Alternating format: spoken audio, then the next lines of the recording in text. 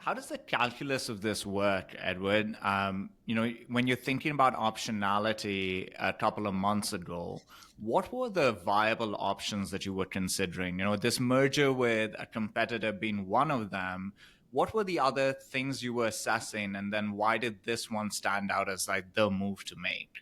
You're asking the fun questions.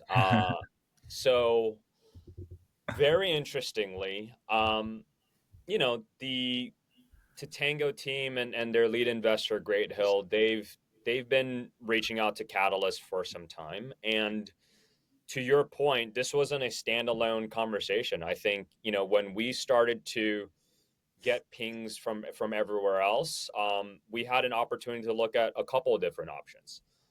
I unfortunately can't name what those options are, but Did they're some of interesting. those options include you guys buying some companies or Yes. like so? Oh yeah, Yeah. So this is an interesting market in which everyone's trying to sell themselves or everyone's trying to buy other people. Like yeah. this is going to happen all the time, and moving forward, even more so this year, I think.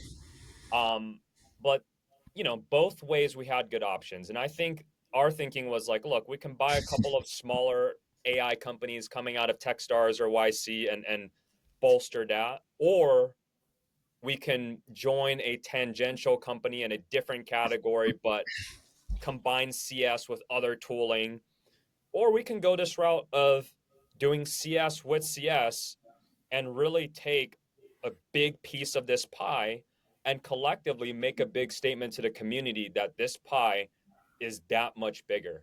And I think as we thought about it, as we looked at all the different options, I think it was abundantly clear like this market right now wants this type of software. That's And interesting. the one you're very hard.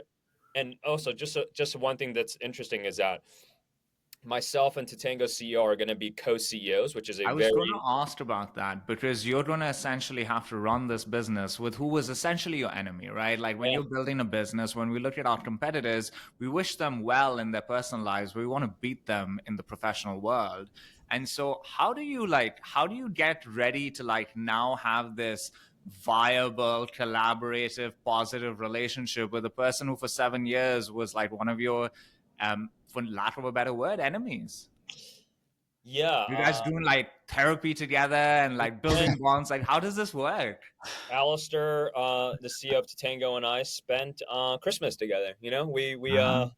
We that's not a joke. Like while our Yeah. families were in town, like we hung out over Christmas, and like we spent a lot of time getting to know each other and make sure that this is going to work. And I think the good part is the same fundamental differences that you see between Totango and Catalyst at the product and mission and vision level is the same difference that you see between Alistair and I, in that he's excellent when it comes to scaling at enterprises. He's had a ton of experience managing and partnering with big customers like SAP, NTT, Dynatrace. For me, I have experience on thinking about what is the next version of innovation. How do we really change up the market? And when we collaborate, I don't think it's we definitely got very lucky in that the styles just are fundamentally so different, but it's been a pleasure to work with him and partner, and we would not have signed on the dotted line if we had killed each other over Christmas.